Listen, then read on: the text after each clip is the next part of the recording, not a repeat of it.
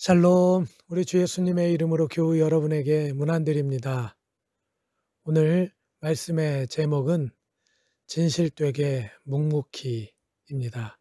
성경 본문은 사도행전 17장 22절에서 31절, 시편 66편 8절에서 20절, 베드로전서 3장 13절에서 22절, 요한복음 14장 15절에서 21절에 있는 말씀입니다. 이번 주 성서일과 사도행전 본문을 보면 그리스 아테네 사람들에게 말씀을 전하고 있는 사도 바울을 만나게 됩니다. 구약의 율법을 꿰뚫고 또 예수 그리스도를 통찰한 바울의 설교는 오늘날 우리 그리스도인들에게는 아주 주옥과도 같은 명설교라고 하겠습니다. 그러나 당시 아테네 사람들은 바울의 설교를 듣고도 마음이 꿈쩍도 하지 않았습니다.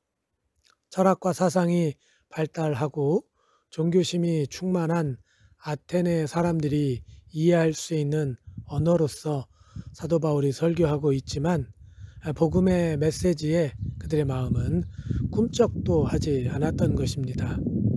분명 바울은 충분히 준비된 설교자였고 또 바울의 설교는 아주 설득력이 있는 그런 설교였음에도 불구하고 말이죠. 한마디로 오늘 바울의 설교는 실패한 설교다라는 것입니다. 그런데 정말 바울의 설교가 실패한 것일까? 우리가 이런 한번 의문을 가져보게 되는데요. 성공의 기준에 비춰본다고 하면 분명 실패한 설교가 맞습니다. 우리는 성공이 반드시 목적을 달성해야 한다고 생각하기 때문인데요. 그러나 우리는 바울의 설교가 실패했다고 하는 점을 한번 생각해 볼 필요가 있는 것 같습니다. 당장은 좋은 결실을 맺지 못하고 있지만 이런 점을 생각할 때 바울보다 실패가 더 많은 우리들의 신앙생활에 대해서 조금은 위로가 되는 그런 이야기가 아닌가 하는 그런 생각이 들었습니다. 베드로전서를 보면 당시 그리스도인들이 많은 고난을 당하고 있었던 걸 알게 됩니다. 역사적으로 보아도 초대교회 성도들은 큰 어려움들을 많이 당했는데요. 맞아야 했고 또 그래서 도망가야 했고 그러다가 죽음까지 맞이하곤 했습니다. 온 세상의 구원자이신 예수님을 본받는 그런 삶을 살았을 뿐인데 사람들은 때리고 핍박하고 죽이기까지 했습니다. 예수님을 믿는 일이 나쁜 일도 아닌데 사람들은 예수님 믿는 사람들을 어찌 그리 미워했는지 모르겠습니다. 참된 그리스도인들은 세상에 빛과 소금으로 살아가는데 어째서 사람들은 그들을 미워했을까?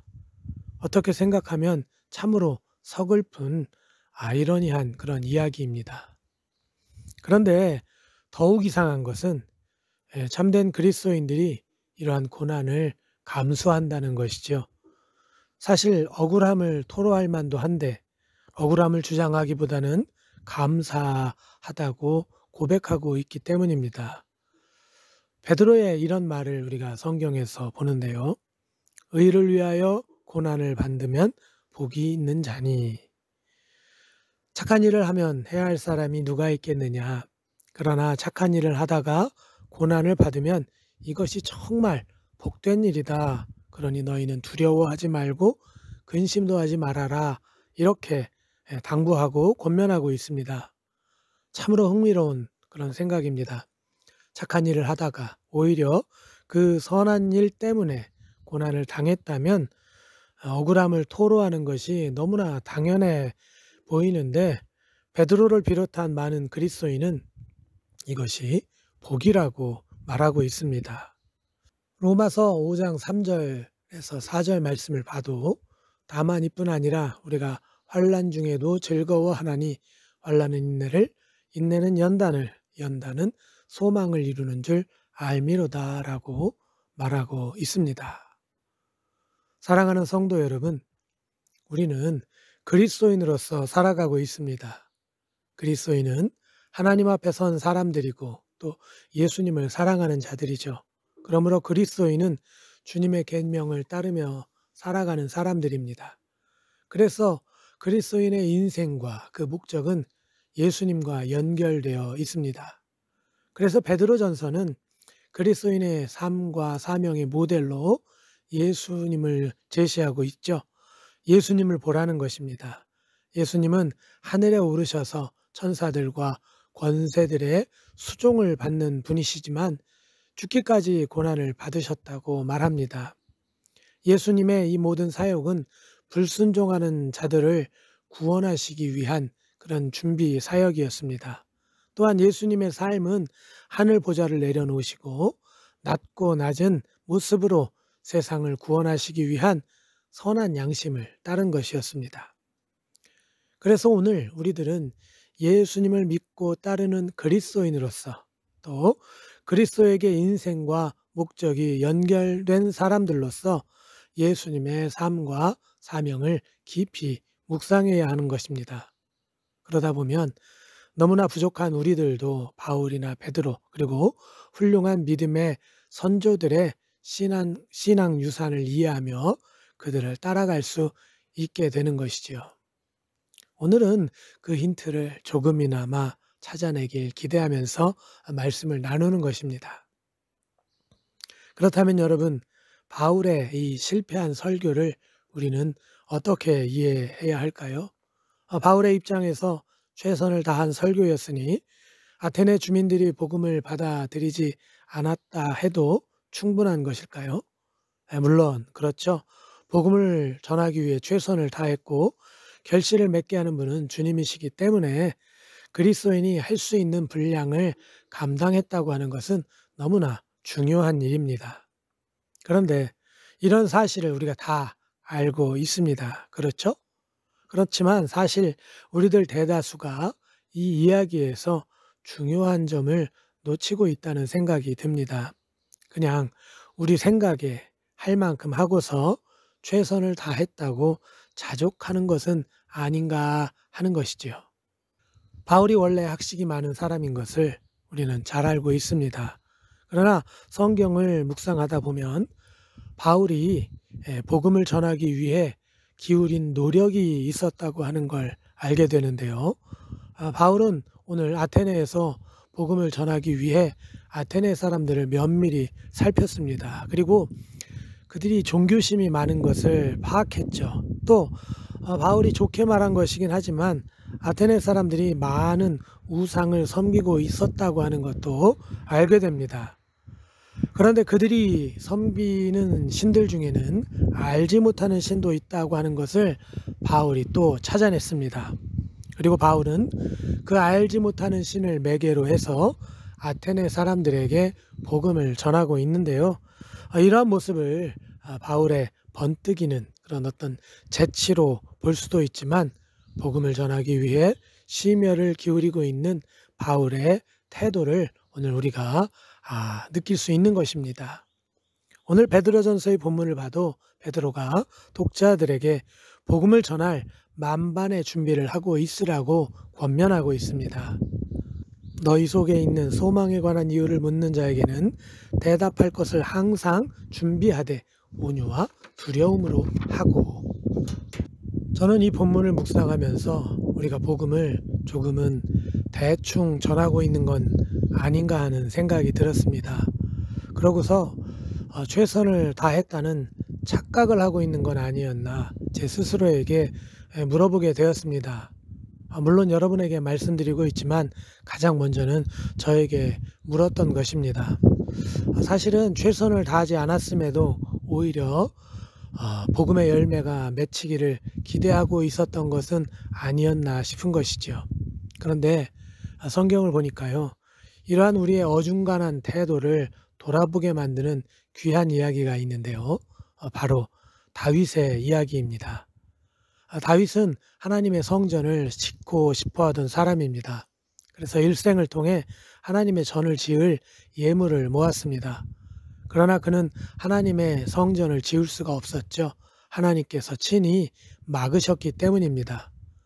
그럼에도 그는 하나님의 성전을 지을 수 있도록 만반의 준비를 하고 있는 것을 보게 되는데요. 다윗이 이르되 내 아들 솔로몬은 어리고 미숙하고 여호와를 위하여 건축할 성전은 극히 웅장하여 만국의 명성과 영광이 있게 하여야 할지라. 그러므로 내가 이제 이것을 위하여 준비하리라 하고 다윗이 죽기 전에 많이 준비하였더라. 참 귀감이 되는 모습이 아닙니까? 하나님이 주시는 그 감동의 순종함으로 하나님의 성전을 지을 수 없다는 그 하나님이 주시는 감동에 순종해서 하나님의 성전을 건축하지는 않았지만 그 성전을 짓기 위해 얼마나 많은 준비를 했는지 다윗의 마음이 느껴지기 때문입니다. 그래서 이제 솔로몬에게 이런 유언을 남깁니다.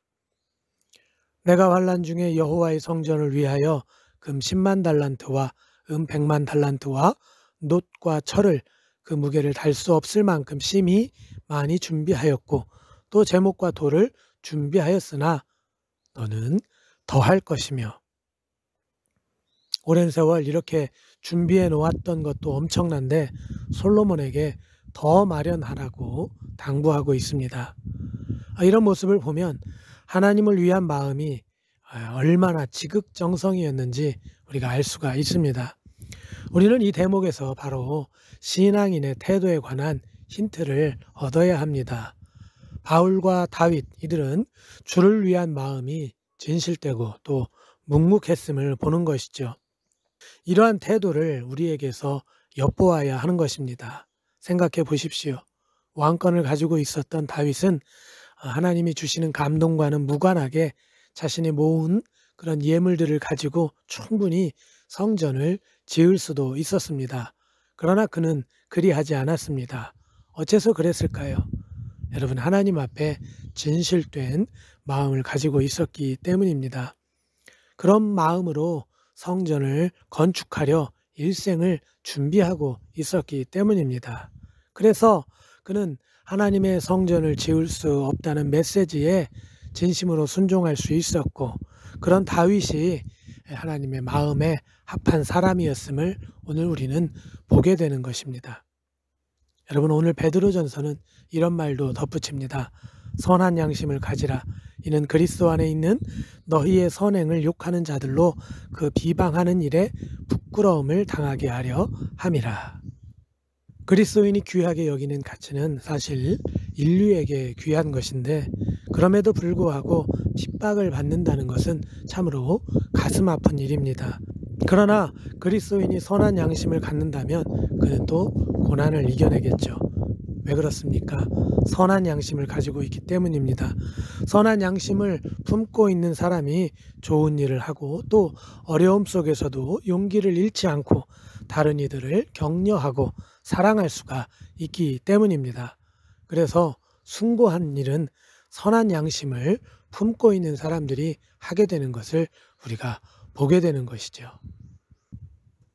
사랑하는 교우 여러분, 성공이라는 가치는 우리를 현혹하죠. 유형, 무형의 성공 모두가 그렇습니다. 어떤 훌륭한 사람이 되었든지 어떤 위대한 성취를 이루었든지 간에 모두 그렇습니다. 그러나 성경은 우리에게 진실되게 묵묵히를 요구합니다. 주님이 주신 사명을 감당하기 위해서 진실되게 묵묵히 준비해야 되는 것입니다. 이것은 살아남기 위해서 세상이 이해하는, 요구하는 성공을 위해서가 아닙니다. 삶에 있어서 양심도 마찬가지입니다. 우리는 묵묵히 주님이 주신 삶을 살아가야 합니다. 실패할 수도 있지만 우리와 함께 하시는 주님이 약속하신 보혜사를 의지하면서 우리의 길을 걸어가는 것입니다. 잘 되어야 한다는 부담감은 내려놓습니다. 완벽하면 좋겠죠. 그러나 그리 아니하실지라도 감사하며 살아가는 것입니다. 바로 그리스도인으로서 말이죠. 예수님의 사명, 예수님의 삶, 성공한 사명이고 삶처럼 보이기도 하지만 여기에는 사실 실패도 공존합니다. 왜냐하면 예수님을 믿지 못하는 사람이 더 많기 때문입니다. 그런데 예수님은 묵묵히 그 길을 가셨습니다. 어째서 그렇습니까? 그 길이 복된 길이고 생명의 길이기 때문입니다. 사랑하는 교우 여러분, 세상이 알 수 있는 무언가를 이루는 것에 대해서 우리는 현혹이 됩니다. 신앙생활도 마찬가지인 것 같습니다. 우리가 신앙적인 유형, 무형의 것을 이루어야 한다는 유혹이 있습니다. 그러나 진실되고 묵묵히 복음을 위해 준비하고 꾸준히 사명을 감당하는 자들이 되어야겠습니다. 이러한 삶을 요구하시는 주님을 위해 선한 양심을 가져야 하겠습니다.